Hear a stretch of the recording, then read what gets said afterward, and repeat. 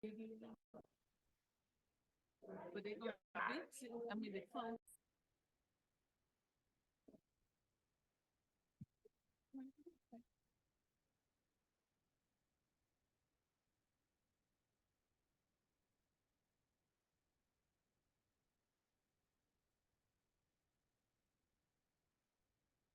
Good evening. We would like to call this Brunswick City Commission scheduled commission meeting to order Wednesday, March 6th, 2024. Can we all please stand for our invocation as well as our pledge of allegiance? Please bow. Father God, thank you for the time we have to come together to do your work for our community. We ask that you watch over us and to bless our community with leadership and wisdom and the attitude of loving another. Continue to watch over. In your son Jesus' name we do pray. Amen. Amen. Pledge of allegiance to the flag of the United States of America, to the republic for which it stands, one nation, under God, indivisible, with liberty and justice for all.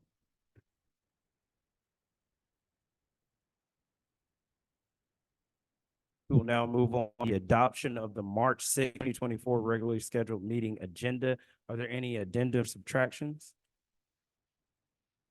Hearing none, we'll open it for the agenda. Mayor, recommend that we accept the agenda as printed. Hearing the first, do I hear a second? Second. Hearing the first and the second, those in favor show by the sign of aye. Aye. All those opposed, the same. Hearing none, the motion passes and it is adopted. We are now open for public comment. City Clerk Atkinson.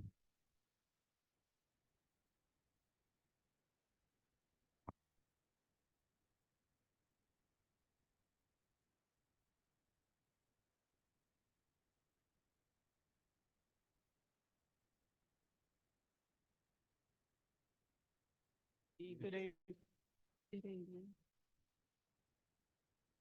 Y'all okay? Yes, ma'am. How about you? Sound a little weak, that's why I asked. It's been a long day out here. Anita Collins, Brunswick, Georgia. And briefly, I just want to share some comments that I shared previously with the City Commission. Greetings from our Pear Park Neighborhood Plan Assembly. And tonight, I just to let you know that the leadership team of Urbana Pear Neighborhood Planning Assembly is actively engaged in leading our community, as you are aware. And we do so because we need an improved quality of life. We expect our elected and public officials to recognize that neighborhoods are the lifeblood of our life. Our neighborhood planning assemblies must be empowered to work tirelessly for the city of Brunswick's neighborhoods to create an improved quality of life for all residents. The crux of the issue is neighbors being involved in vision and planning for their neighborhood. While the neighborhood planning assembly has not been effective because having a space at the table to create a master plan in each neighborhood has not happened. We believe time is now.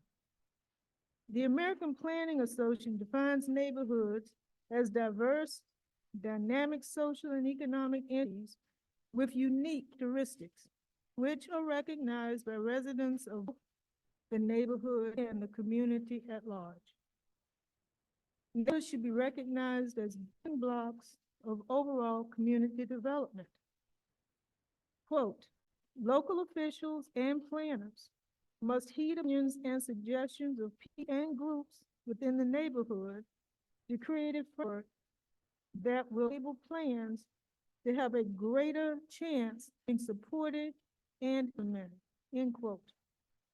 In the city of Brunswick, good planning is not consistently found. Few, if any, neighborhoods have a comprehensive and integrated master plan for neighborhood-related resources, that is, human service, transportation, economic development, electric pollution, etc. Our MPA has observed that most often planning occurs in response to a problem. We view such plans as down. That is, telling the neighborhood why the city is doing something, but actively involving the neighborhoods in cooperative and collaborative. We need consistent funding for planning at the neighborhood level and for basic resources to craft a neighborhood master plan. The neighborhood plan to be implemented, more resources must be provided to neighborhoods. We know the city planners have the skills and resources to share with neighborhood planning assemblies to help us develop a long-term master plan to help resolve neighborhood problems. Our core belief is that the best neighborhood plans are developed by informed residents collaborating with service providers, decision makers, and business leaders. Such civic cooperation would enhance and protect property value, vitalize economic markets, and create a healthy and effective quality of life within Brunswick neighborhoods. With all that being said, a neighborhood plan ordinance is why I stand before you this evening. I've met with most of you. Meaning our neighborhood planning assembly, have met with most of you. We've shared a draft about of a neighborhood plan ordinance for the city of Brunswick, and we ask that you go ahead and comment, implement a neighborhood ordinance. Thank you for your time. I would like to share with the commission.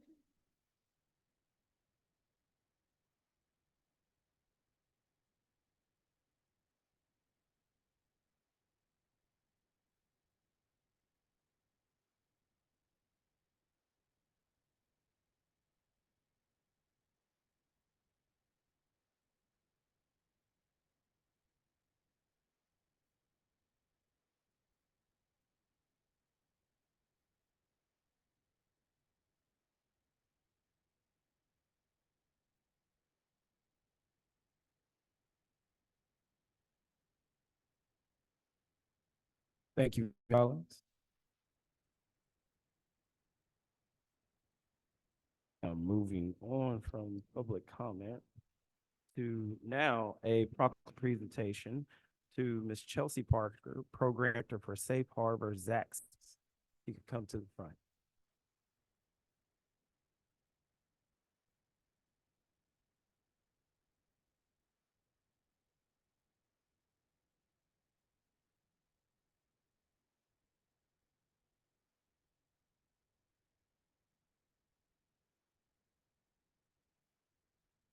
I got Mr. Marcus Simmons here with me, who I'm going to present this to.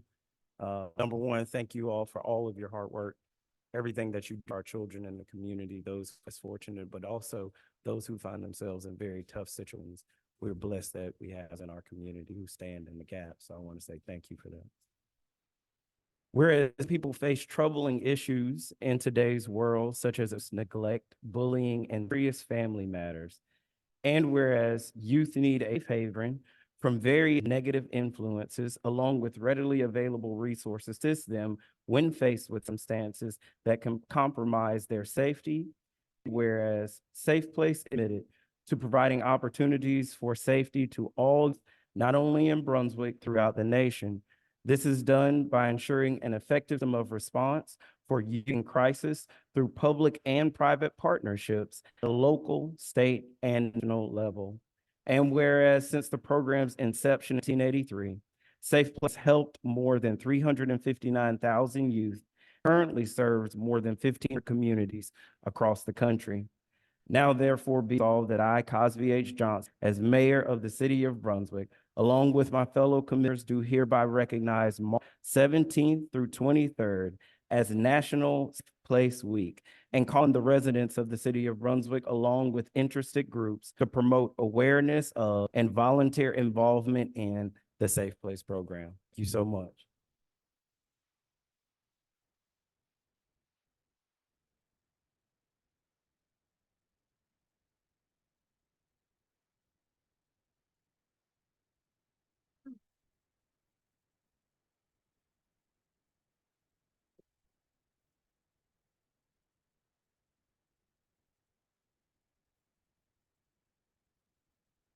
We will now move on to a presentation by members of the Brunswick Tree Board regarding projects and initiatives. It's good to see you. Everyone. I'm the chairperson of the City Tree Board. My name is Jill Wright, and I live in Windsor Park.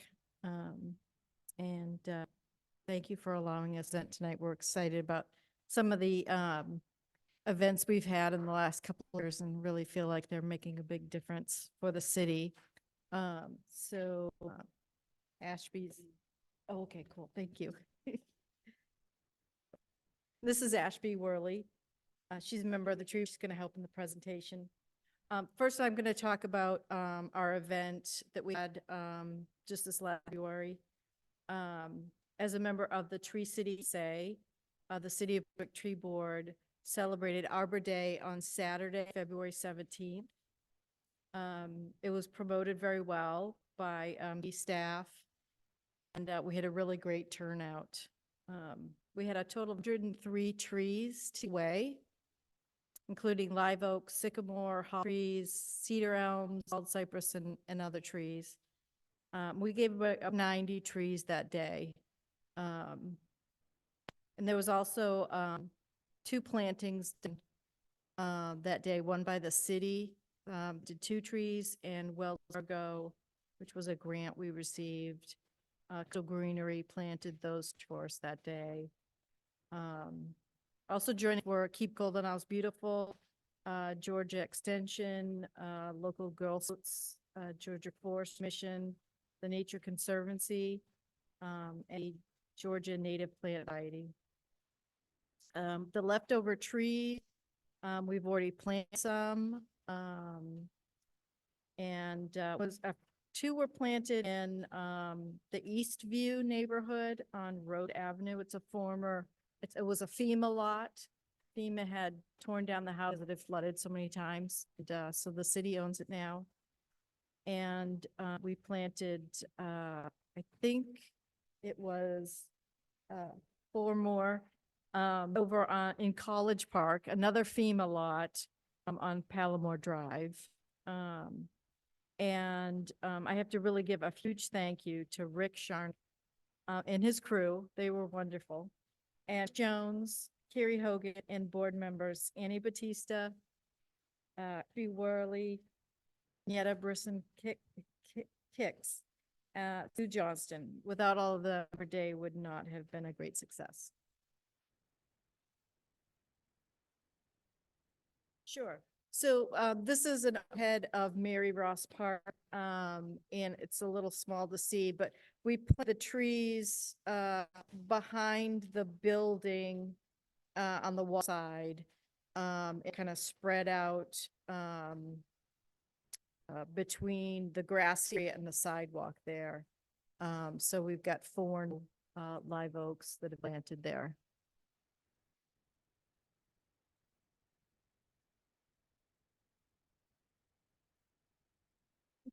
Good evening, everyone, Mayor and Commissioners. Switching from talking about past events to now future events and projects with trees in the city. The City's Tree Board applied with the help of their city staff for a Georgia Forestry and Technical Assistance Grant, which was actually awarded to the city for support, actually free support through the Green Infrastructure Institute, which is at Virginia Tech, Virginia. They provide this support for cities and communities in Georgia who have needs around understanding their tree canopy or tree resources more, planning more for those types of resources in the community. So this grant that we've just heard about last couple of months requires no funding from the city, actually just some in-kind participation from the tree board, the tree, city staff as interested and able in the project. And some of the key deliverables or objectives of that project will be to map the current tree canopy in the city and tree distribution, as well as open spaces where new trees can be planted. As you know, in the community, a lot of parks have been doing some really great projects with replantings, and this will help us understand where trees can be more equitably distributed and benefit more city residents in the community. There'll also be information about mapping potential plant areas and spots for potential canopy cover and land cover. That'll help us understand what land cover looks like today, what it could look like in the future with planting some particular areas. It'll also help us determine, and we can explore, through this process, tree canopy goals. What goals does the city have in terms of its tree canopy for the future? What strategies we can implement? Also a budgeting tool to help achieve these tree planting goals and quantifying the ecosystem benefits provided by the tree canopy using a tree stormwater tool. So all will be provided for free to the city through the board and those interested in participating. And this will kick off in the next couple of months and probably take about 6 of work. We're excited to get started in that process and welcome any engagement from commissioners or other staff. This is just some bits and pieces, how this looks, how they've done this in other communities. You can tell in the first image is just a land cover image, and then they understand what currently looks like, where there's potential planting areas, where there's potential planting spots, what that canopy can look like once outgrown, 30, 50, 100 years from now, what that future land use or land cover can look like in the future. That helps with our planning. As you know, and this is kind of a little bit of my hat on here, Nature Conservancy, my role is around climate adaptation for coastal communities here on the coast. City of Brunswick resident and tree board member, but also for climate adaptation in my day job. As you know, we've lost some trees through storms, also development and redevelopment. And trees, of course, play a very important role in quality of life here in the city and reducing climate impacts to our community residents. We are projected to increase in coastal flooding and temperature due to climate change. I know in the past I've presented on climate challenges that we're going to have. So things like preserving the urban forest and restoring it are key mitigation strategies going forward for urban communities like the city. But I understand and know that lack of capacity and funding for this type of stuff is certainly felt in the city, but also other communities of ours. We also know that trees provide great benefits, providing shade and reducing heat in our city, preventing flooding, improving mental health, the quality of life, cleaning the air, and ultimately combating climate change. And community Brunswick and other urban areas certainly looking to trees to help mitigate those impacts to climate.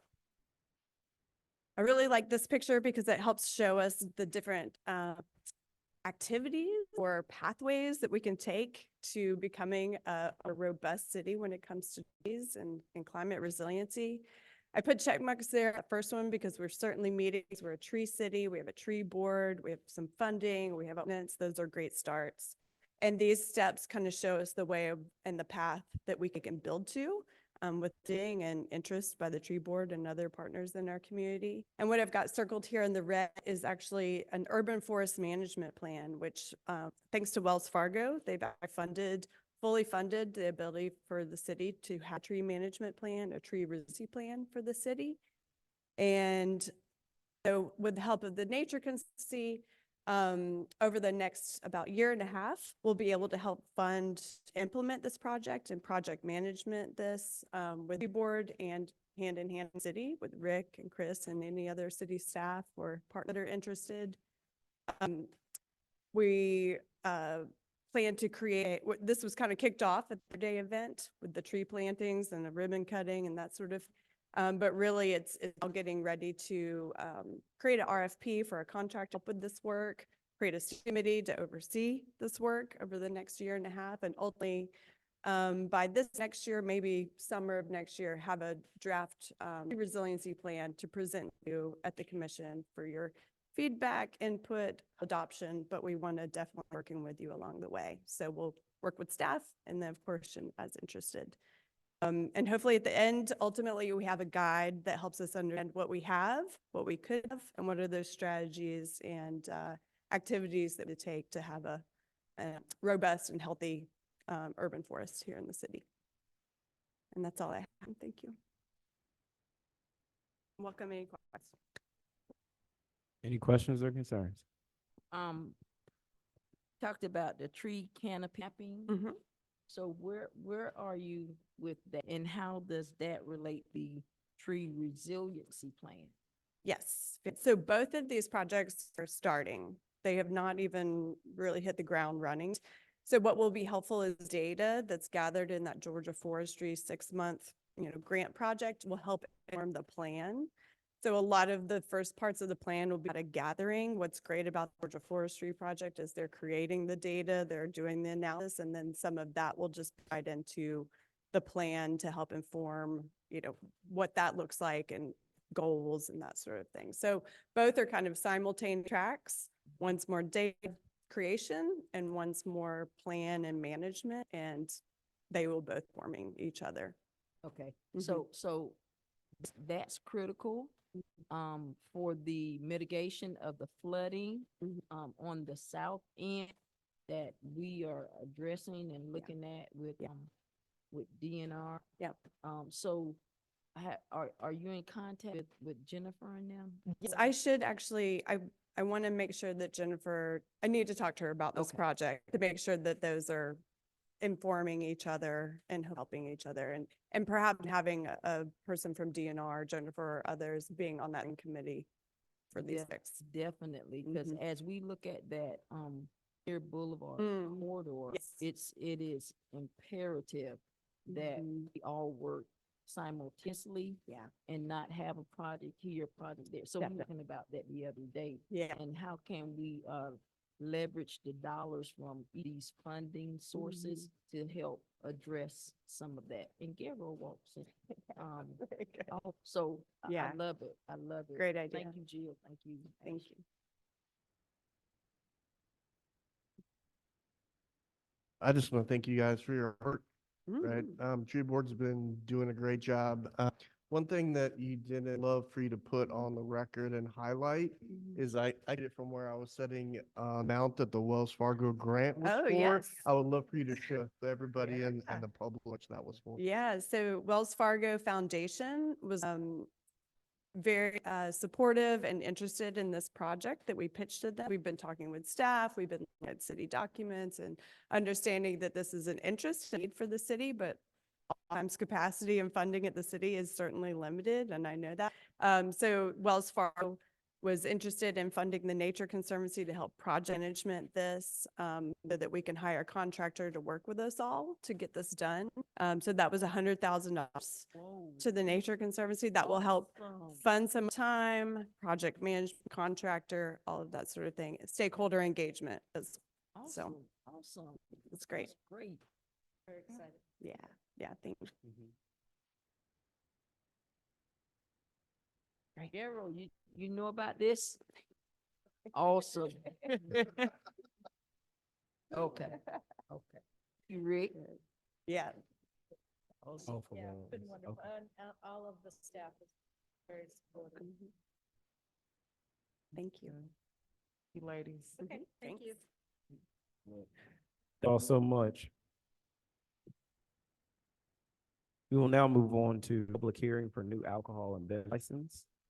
Deputy Brown.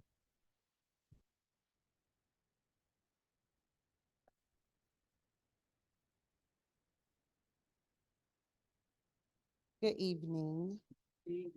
I am here presenting a new alcohol license for wine specialty shop for Newcastle Wine.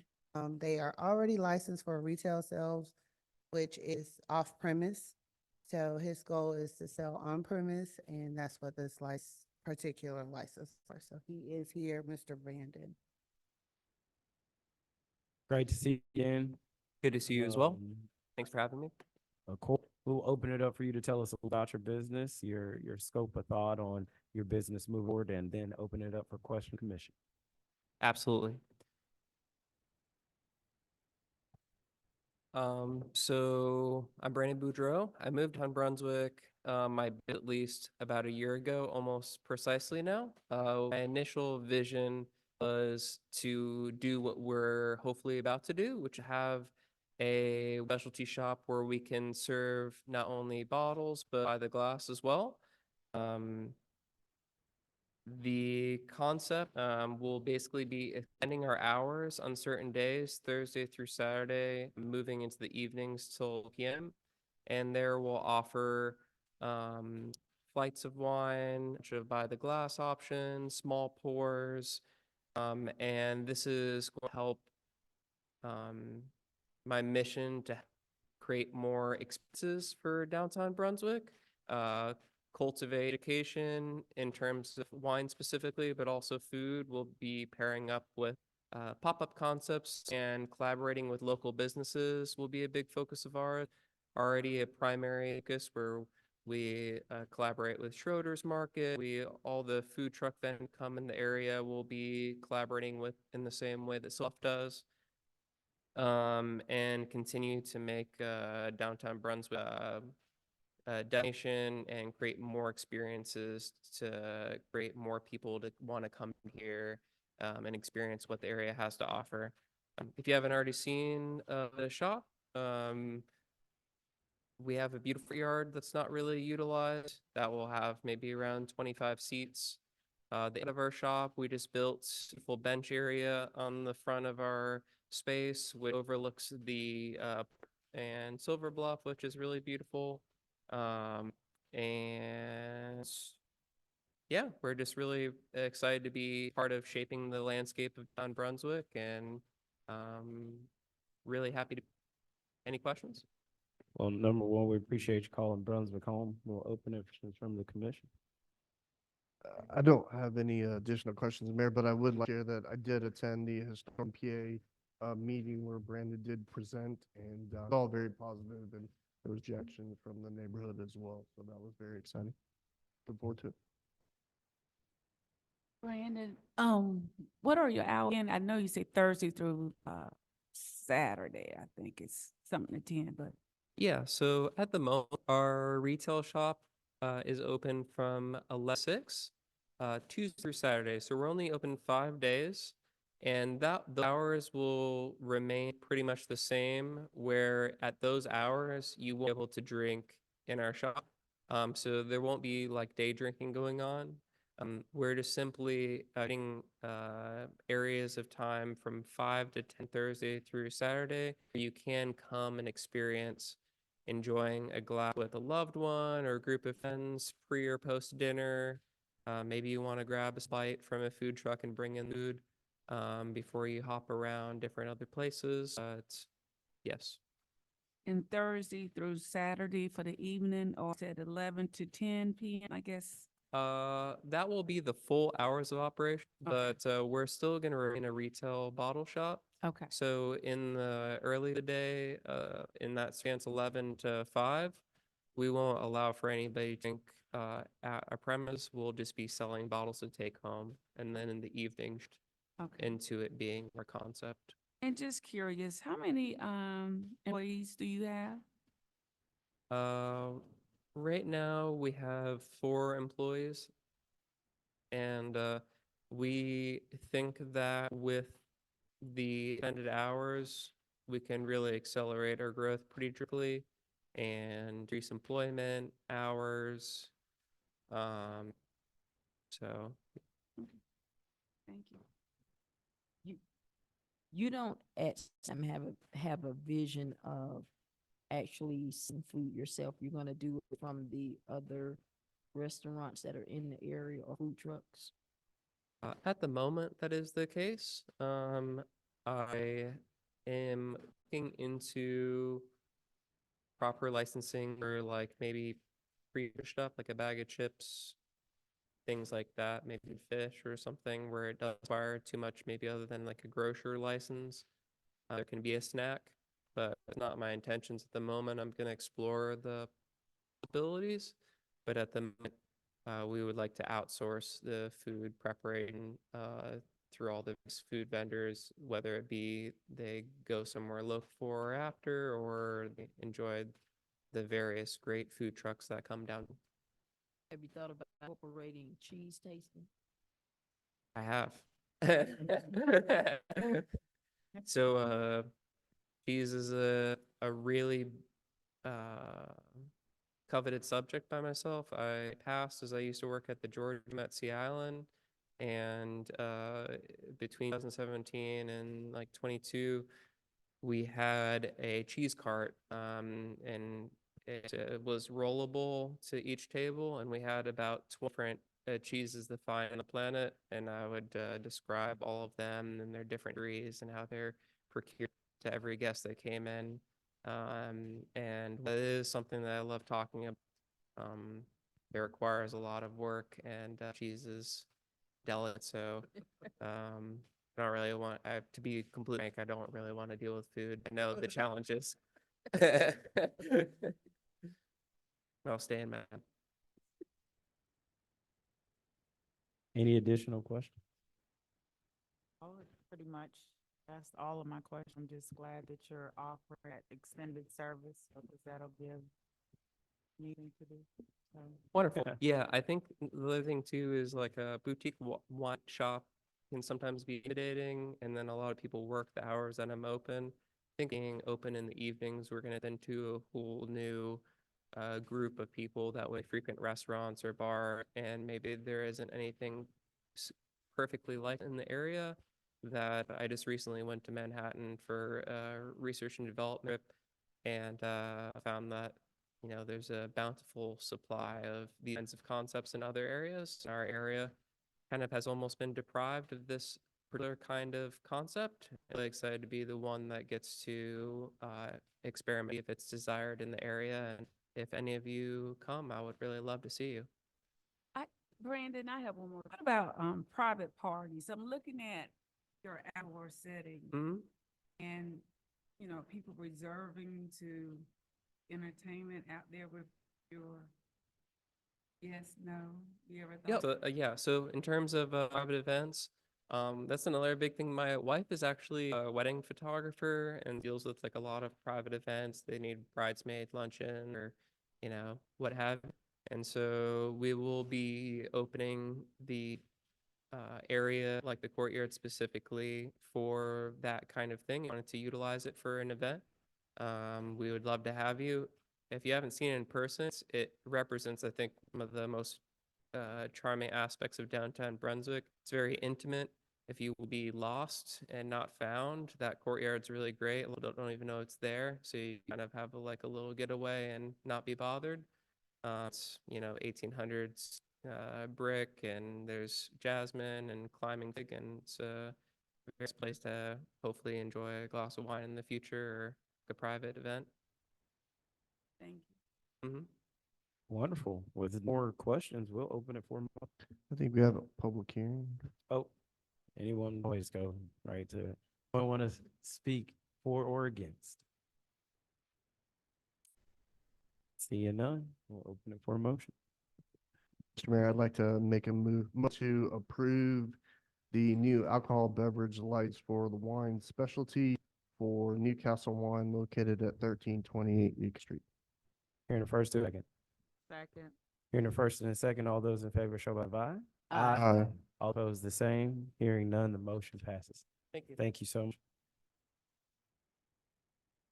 We will now move on to items to consider for approval. Approval of February 21st, 2024 regularly scheduled meeting minutes. City Clerk, any changes, addendum, tractions?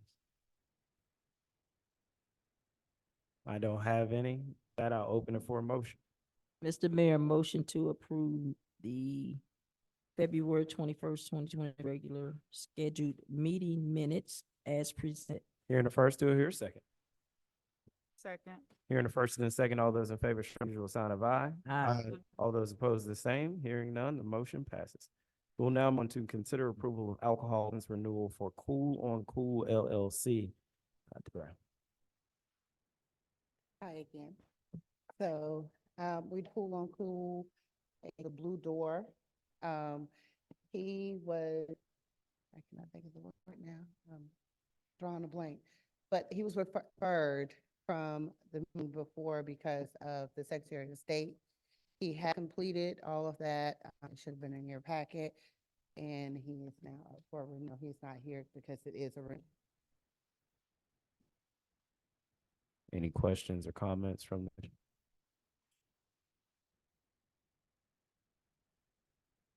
Hearing none, I think the paperwork is included in our packet, so we will open it for a motion, will of the committee. I move, we approve the alcohol license renewal for Cool on Cool LLC. Hearing the first, do I hear a second?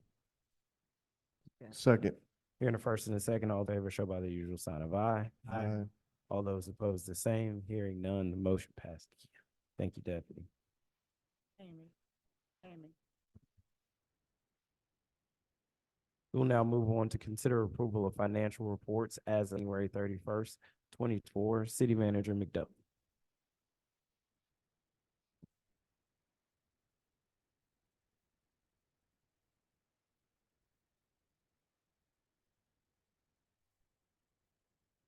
Good evening.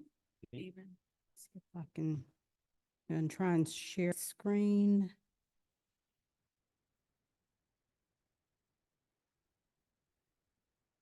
Okay.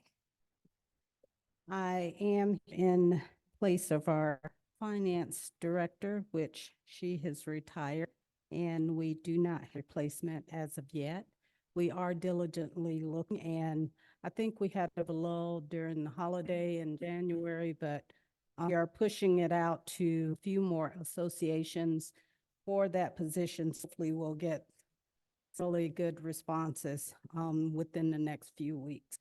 We are distributing the work to other employees, including self, and some pension with the HR department. So we hope to have our bases covered in terms of our financial management. We'll present to you the financial statements for January 31st, 2024, beginning with the general fund revenues, which are reported at $14.7 million. Expenditures at $10.9 million, with an overage at this point of $3.8 million. Of course, as is rated every month, we have to book all of the receivables of the property tax. So those are no longer, those are being did as it's reported in this report. It includes $5.7 million of billing. We have collected $5.4 million of actual taxes. Cash balance for general fund for January is $12,941,336, which has $1,401,000 invested under Georgia Fund. In the law category, as of January 2024, we collected $5.9 million. It's a 9.5% increase over last year. For the month of January, our collections was $827,000, which was 3% for last January's collections. Let's see. The 6 report includes 5 projects that are still open. Well, actually, it's 4. The cemetery project, the funding that has been spent, we purchased a backhoe. The remaining funding, particular project will be closed out. That's some small, expenses. Other than that, small expenses in storm drainage and continuing highway scene improvement. So there was very little expenditure in the 6. In SPLOST 2022, projects are showing with $1,069,000 being spent, most of which there was not a lot spent during the month. I think it was about $300,000, which most of that was in storm drainage improvements, and the purchase of police vehicles were booked for January. The SPLOS distribution so far, we've received $0.2 million and $94,000 of interest to that account.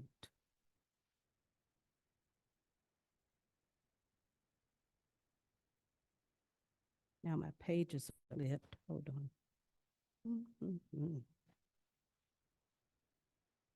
Okay. The Norwich Street Commons Funds has $160,000. The only change in that fund was the interest that was at the end of the month. The Roosevelt Harris Multipurpose Fund has inflows of $231,000. That includes transfer from general fund, which was increased by about $4,000. but still only at 52% of revenues budgeted. So we're in real shape. The expenditures were $223,000, which shows half, 50% of that for the year. So we are operating very well, the Roosevelt Harris Multipurpose Center.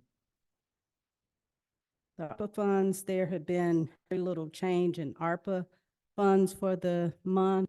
Most of the expenditures are showing an increase in the storm drainage implements.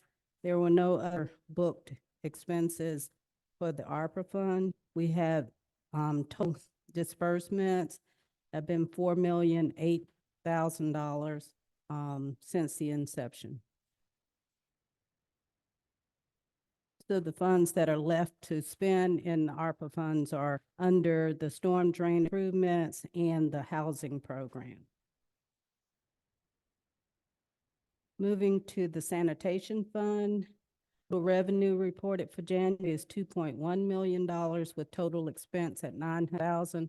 Of course, the for sanitation and for stormwater comes in with property tax, so most of the revenues are in, but we will have expenditures through the remainder of the year.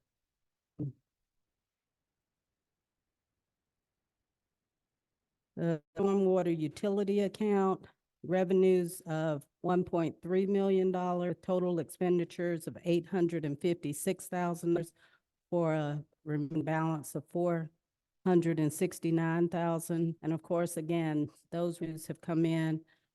Expenditures will remain hopefully steady for the remainder of the year. And lastly, the Roosevelt Lawrence Center, there was not a lot of activity for that, only about $7,000 of expenditures. Bulk of that was for salaries. Last month, the electric bill was a lot higher than this month. It's $1,700, and that attributed to the monthly expenses being more than last month. But again, the $65,000 that we've so far is about 53% of the budget. So we're in pretty good shape in that account as well. Are there any questions? Questions or comments? None from me. We'll open it for a motion. Thank you.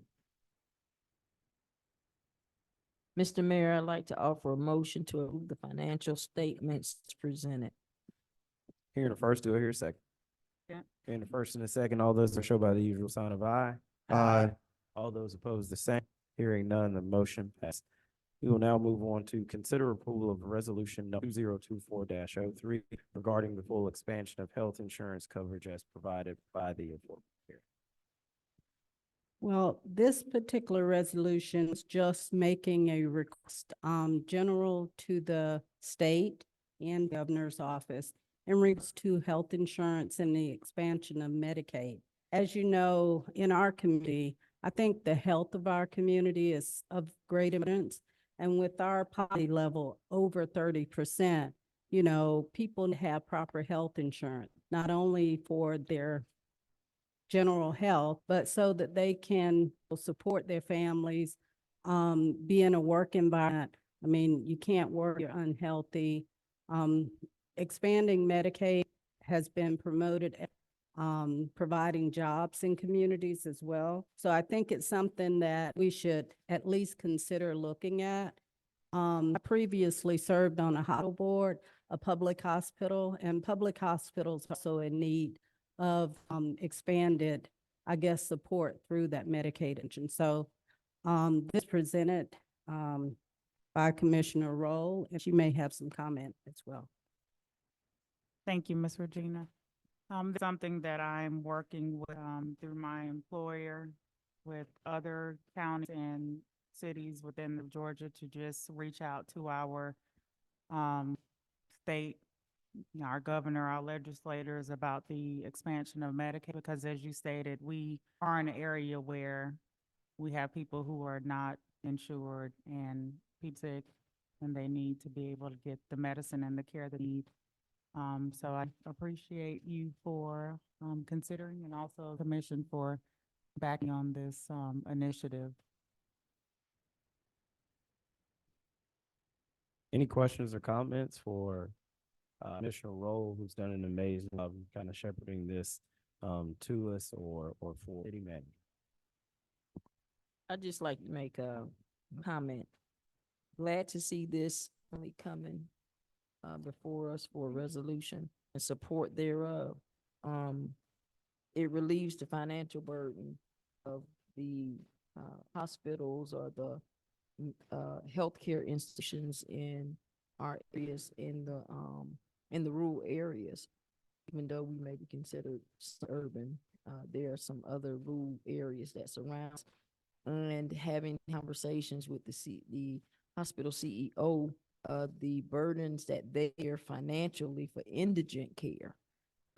Forget about that. I don't think that a lot of people that are beyond our boundaries that are having voices or losing their voices on our behalf at the state capitol are realizing impact that not having these money available for the medical care and the indigent part that the institutions bear. And so I think this is a move for us to make. Thank you, Commissioner Roll, for bringing this forward too. And I hope that it catches on fire.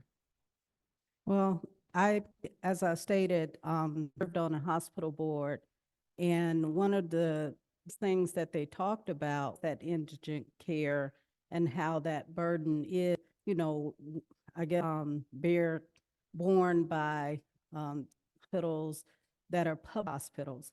The other thing that I like to mention, the fact that when a person has, don't have a lot of money, care is not the first thing they do. And a lot of times what that leads to is illnesses not being detected early, no preventive care, things get to be chronic before they get to be treated. And as we all know, that increased the cost of healthcare, not only the burden on the person, but on the facility. So, having available, I guess, provider services for healthcare hopefully will help them go to the doctor quicker, go for preventive services, and that way it will save dollars for instead of it being, late diagnosis, chronic problems being exasperated and kind of thing. So I think it's one of the things that I think about is people just having the opportunity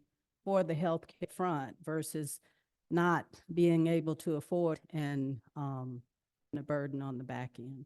Yeah, I think that's a really good point. And for low income work for the low income force, and to have a healthy workforce. Not only is Medicaid expansion, because children will be taken care of, but it's that middle group that does not have the insurance. You have the elderly will have care in Medicaid, but those 18-year-old, because a lot of jobs that do not provide those benefits. So this is an opportunity for all. Any additional questions or comments? I will say one thing, and I don't want to necessarily make an addend to this, but what I will say is there is currently a bill at the state level that is moving that has to deal with certificate of need, which also affects rural health. But even so than that, inside of that bill, there is a study moving forward about the extension of Medicaid in Georgia. So I want us to ensure that we don't pass this, but we're showing our support of that legislation that moves through to ensure that it to the governor's desk, because we know the first step to this extension is the state study it, coming back with some form of a way to Medicaid. We've already seen different states across the have to apply for worse. That is what I'm assuming the state of Georgia will do well. But we'll do all we can as a local community to back everyone in that push to that we expand Medicaid rapidly And love what this says in here because it's about, we are not asking for dollars from the federal government or dollars that we are already paying into a system that as of now is given to other states when those dollars could be coming to Georgia. So I want to reiterate, those are dollars we are paying anyway that are going somewhere else that should be coming home to help with the hair landscape here in Georgia. So with that, we'll open it for a motion. I'd like a motion that we approve resolution T24-3 regarding the full expansion of health insurance coverage as provided. Hearing the first, do I hear a second? I second. Hearing the first and the second, all those in favor by the usual sign of aye. Aye. All those opposed, the same. Hearing none, the motion passes. Thank you all. Thank you, City Manager. We'll now consider approval of the agreement with Tyler Athletic Fields for $100,000 for Howard Park Athletic Field improvements. Director Albert. Evening. Good evening. So this item, as you said, is for the athletic fields improvements at Howard Coffin Park. And last time here at the 1st of February, we talked about some improvement at Howard Coffin, and I don't think I explained them very well. So I wanted to kind of clear this up and make sure that y'all understand what we're paying, how much we're paying, and what we're out there at the previously we talked about, y'all are aware of the grant that we have, the improvements that are going on at the park. And previous meeting, we talked about, we kind of lumped the lighting improvements together with the field improvements. Ended up putting the lighting improvements. We've got that underway going forward. We also approved $820,000 for the field improvements. That amounts for the synthetic soccer field. Touched on the baseball improvements and the game soccer field improvements. Those were not included in $820,000. So that's why I wanted to come back and ensure that we're all clear on that. What we have is the total field improvements is a $1.52 million contract. That will include the synthetic soccer field that we already talked about. It will include regrading and resodding game soccer field, and it includes regrading and sodding all 4 of the baseball, softball fields in the park. So I just wanted to ensure that we're aware of everything that's included in that and the total amount of that entire improvement being $1.52 million. One question that was asked there was, does that include the 140, the 1.52 include the $140,000 add-on that we discussed for the coconut fibers to go in the field, in the soccer field? And it's not. We will have to address that later on if we decide that's the route to go. That will not hold up our construction. That will come, that's one of the last things they'll do. But we can continue to move forward with construction. You know, we're hopeful that our project manager can find things to work out with the contractor and kind of some give or take. And we can do that at little or no charge.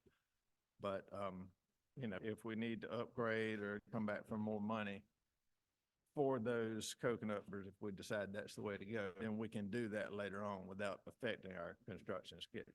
So, but so that's all. Unless there's other questions, just wanted to kind of make sure I was clear on what we're doing here and the total for this. And all of that is included. There's sufficient funds in the grant there for these items. Any questions or comments? I do have a question. I'm not sure if it was asked at a previous meeting that I wasn't here for. When it says the netting on, well, I don't have to talk about that, but will there be some type of netting to the ball and softball fields, like for like real baseball thing, like how the county has it? You talk about overhead netting, Mhm. that kind of thing. it's not a part of this, but that's something we've kind of talked about and kind of looking at. I guess the difficulty at Howard, and you mentioned the county park, you know, all those fields are kind of clover leafed, if you will, the back to back right there around the store restroom concession area. Coffin's much more spread out, so, you know, we need to find the best way to arrange that netting and where it's gonna be most protective and that kind of thing. So, we've had conversations and looked into it a little bit, but that's not included as part of this improvement here. But it's something that can possibly happen, right? And I don't do that just because I would like to see baseball be played, right? But No, I agree. Yeah, would like to get to the point where, Right. you know, with tournaments and right, travel teams there. So yeah, well, we're definitely looking into it. So we just haven't found the best way to arrange this, if you will. okay. Any additional questions or comments? So when you're talking about the netting, Commissioner Rowe, you're talking about like towards the end of the field? Yeah. Okay. Because if you look at the fields, how it's set up No, I- now, you're like playing a game, foul balls is gonna hit the spectators in the bleachers. A ball netting, so a it's- ball coming over the backstop there. Yeah, Okay. and then it'll go to the cars in, on Glen Avenue, well, sorry. Mhm. So, Yeah, probably around the, I would say around entire field. correct. Because now you save on, equipment because balls are lost in the disc Mhm. all around there, having played there. So I know how it works in that area, and you do have people that can hit the ball at the park, so that Yeah. will affect it, and traffic going up Lanier Boulevard well, so to be protected. But wanted to ensure that there is clarity, because previously we were talking about soccer field, and you talked about the game field and the practice field. So I had to check on and make sure I wasn't missing something, because I never knew there was a game and a practice I field. didn't either. And there's not. It's the same field. So when we're talking about that, I'm trying to make sure I understand when you're talking about the practice, what you're talking When about. I say game field, I'm talking about that soccer field that's inside the chain. Yeah, I know that's the game field. I was The talking, practice field is the area to the western between that field and Lanier Boulevard. The large area there. And that So the we- new synthetic field's gonna go? okay, so, because when you practice field, there's not soccer practice on that field. So that, I get what I'm trying to make sure we have clarity.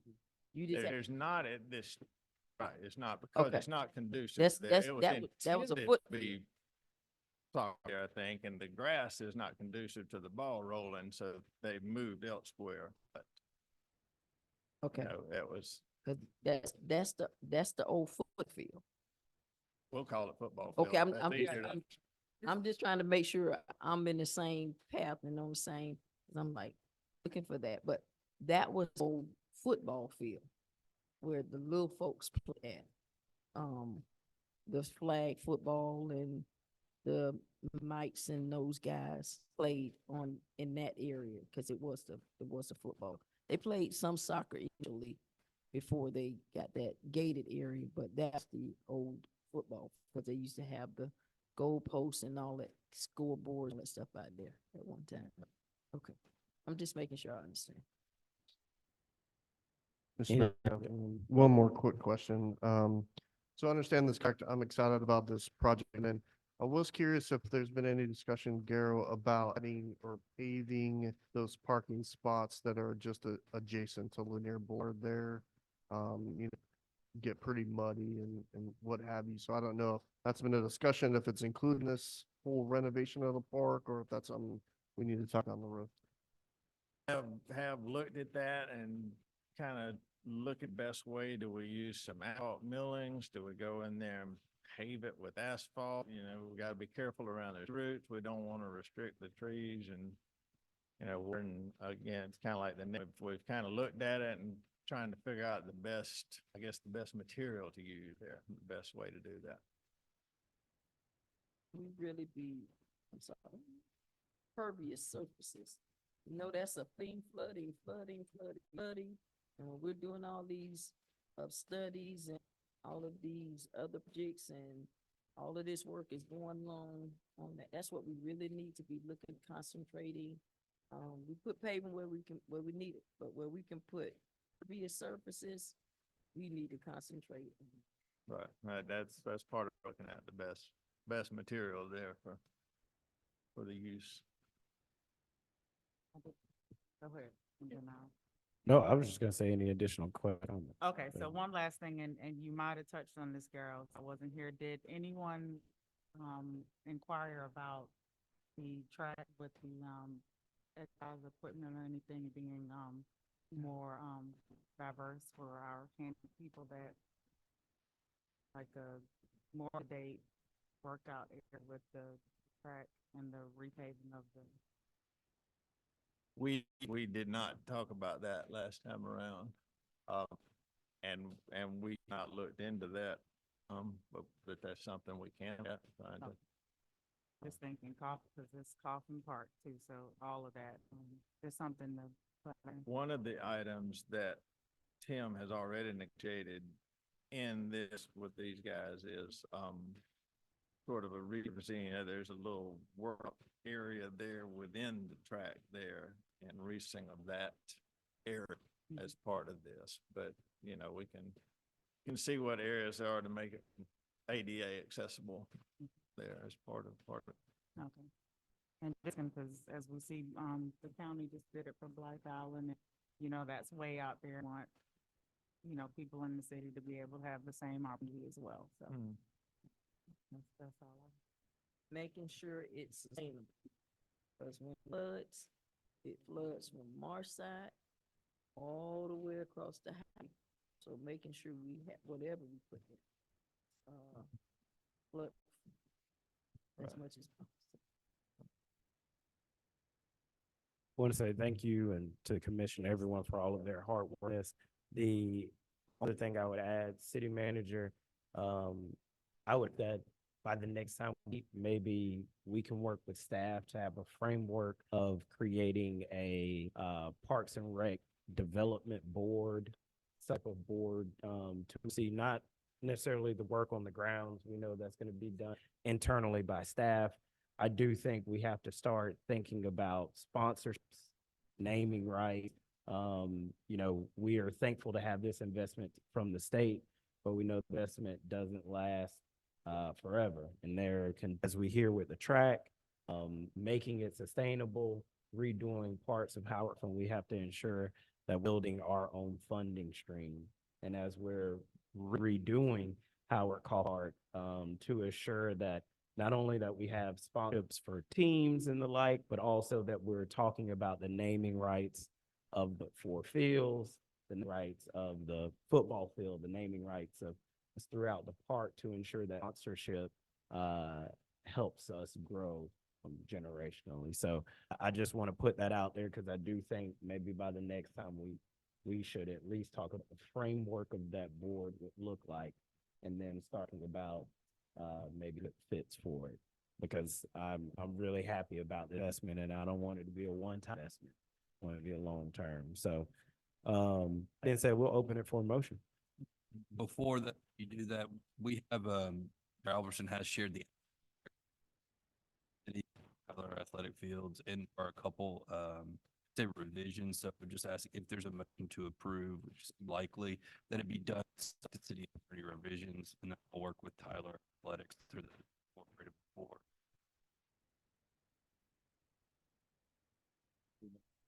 Yeah. What are those revisions? There's, I think they're gonna have to work some wording between, the forum, meaning where the contract is based, and then how, if there is a dispute that arises, we prefer not to be an arbitration, be litigation. So we got. Ohio, yep. I will leave it to the will of the commission. It's postponing it tonight, how much that postponed? No, not to postpone. These revisions, I think we can work out and have it signed. Before our signature is affixed. Correct. And before our signature is affixed, there will be an email and or a call to each partner letting them know what was done. The contract has been finalized, and then Yep. it'll be placed before the mayor for signature by the city clerk. Yeah, specifics as to what has to be. The essential terms of the contract change. That's why I don't want to delay it tonight. The pricing, timeframe, those all should remain exactly the same. The scope of work in this particular one, there's just a tweaks that I think we need to make. What I would add is, once those things are tweaked, if we can get a lighted version of the tweaks sent to us so we can see the tweaks. Before I sign thing, I always make sure every person on the commission, it sits on their desk for 24 hours before the signature happens. So anybody, once we get it, call myself, Ryan, we can halt that, go a different direction. Thank you. So the motion is, It is intended to be approved, but to approve. all right. So somebody can say so moved, and that does. No. Mr. I'd like to make a motion that we approve the agreement with Tyler Athletic Field for the amount of $7,000 for improvements to Howard Coughlin Park Athletic Field, subject to any language revisions by our city. Here in the first second. Second. Here in the first and the second, all those that show by the sign of aye. All those opposed, the same. Hearing none, the motion passes. Thank you so much. Executive session. Yes, litigation and personnel. All right, we will now adjourn to executive session for litigation and personnel. Do I have a motion? Motion to enter executive session. Here, do I hear a second? Second. Here in the first and the second, all those in favor, say aye. Aye. All those opposed, hearing none, we're adjourned to executive. Thank you.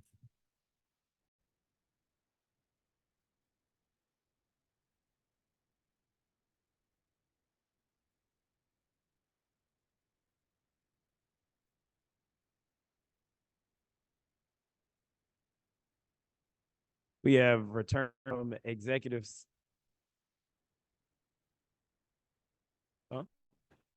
We have returned executive session. Notions were taken. We will now for a motion to adjourn. Mr. Mayor, at this time, I'd like to make a motion that we adjourn our scheduled meeting. It's a good motion. Can I get a second? Hearing a first and all those in favor, show by the sign of aye. Aye. All those opposed, the same. Hearing none, the motion passes. We are adjourned.